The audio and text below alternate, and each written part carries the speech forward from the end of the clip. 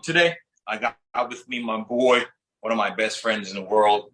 We've had a dream to do this together for so long now. I get 25 years in the works. Long time. Yeah. But it's not just a couple of guys just talking about dumb things. You know what I mean? We're a knowledgeable guy. This man is Aaron Hill, a highly educated individual. What you got your degree in, Aaron? Right now I have my degree in master's in early childhood development. I'm working on my PhD. I'm going to really lock in what that's going to encompass because I want to do more for my community. So really looking to be a doctor. You the Negro our ancestors was talking about. Yeah. Good for you. But he's also knowledgeable about things in America, outside of America. So he's the absolute person that we want on this program today. Last week, I touched on reparations. I was a little harsh in my comments, even though I hit a few good buttons. And I understand that. To bring some evenness and a little bit of more depth to the conversation, reparations, Aaron, that's why Aaron's here. I don't have to ask him any questions. His views are a little bit different from mine, and I'm going to give him the floor to express himself right now. Thank you very much, Nick. So where I want to start is with reparations themselves. I believe that a lot of people, when they think of reparations, they go directly to the descendants of slaves being paid for slavery itself.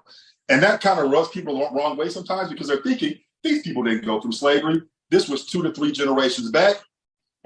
Why do they deserve to get anything? So where I'm going to start is after slavery. Because, again, slavery was the original sin. We could talk about that all day.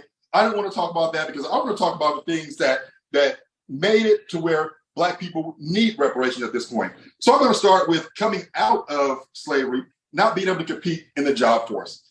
This made it to where people who had skills, people who could have been acquiring land and building wealth were not able to do that. I'll give an example of how this can affect a whole family. My wife, for example, who was from Iowa, has her family has had farms in her family for 3 generations now. They're able to piggyback off that and have wealth for their entire family because they can keep passing those farms on. They can farm that land. And so there's things they can do to build wealth within that family. Blacks were not able to do that coming out of slavery in the early 1900s. The next thing would be when the middle class in America was being built during World War II. There were GI Bills. There was the New Deal. There was all these things that were happening that was building the wealth, or not the wealth, just the middle class in the United States. Blacks were not able to fully participate in that. Even when they did go off to war, when they came back, they weren't able to take advantage of the GI Bill and take advantage of the many things that were being offered to Americans to build the middle class. The next thing we're looking at is bank loans. Do we have a redlining that was happening up until the mid-70s, which is kind of being really, I'm being really generous with saying that it went into the 70s because there's in the 1990s and the 2000s where banks were found to still be doing forms of redlining by not giving Blacks loans, but that's another tangible thing. We actually heard about this just 2 years ago. Yeah, absolutely. Just the president, yeah. So that's another tangible thing that kind of held Blacks back financially.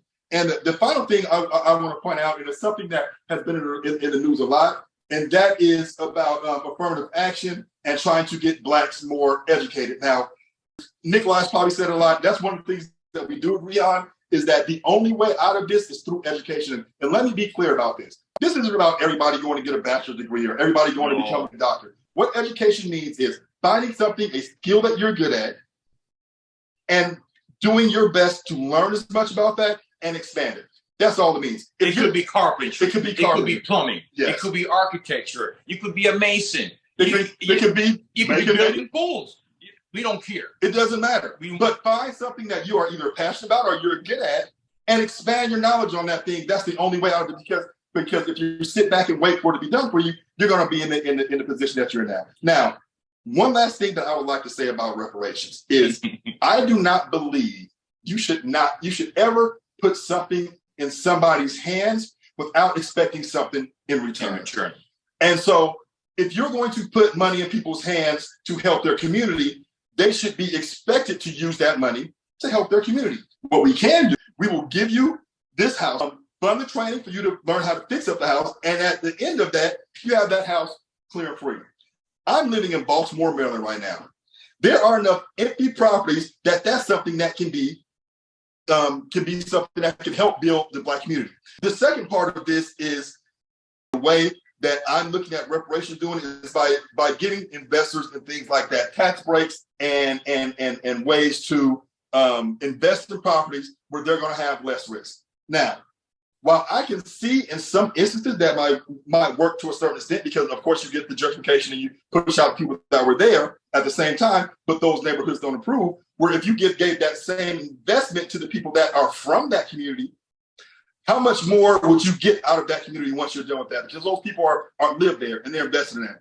And I understand that some people believe that the people that live in these communities cannot make that happen. I'm not there.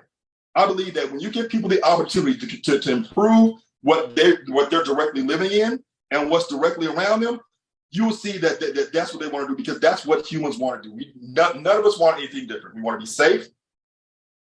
We want to have opportunity. And we want to feel like we have a direction that we're going. Yeah. Like would the whoever is distributing these funds, right? Mm-hmm. Would they also have a say in what the ultimate outcome is? Well, I think it has to be built. It has to be built out. So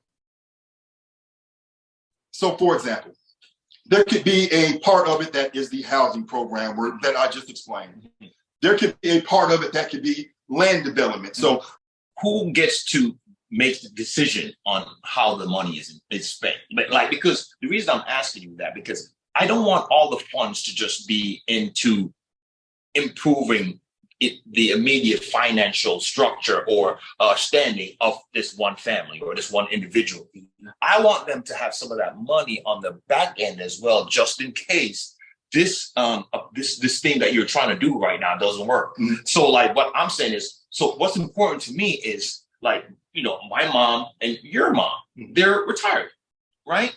And what a lot of people in the minorities, in the Black community specifically, have trouble doing is when it comes to the end of life maintenance, after 65, and how much funds do I have to spend, and where is the rest of the money going to come from? Who's going to help me pay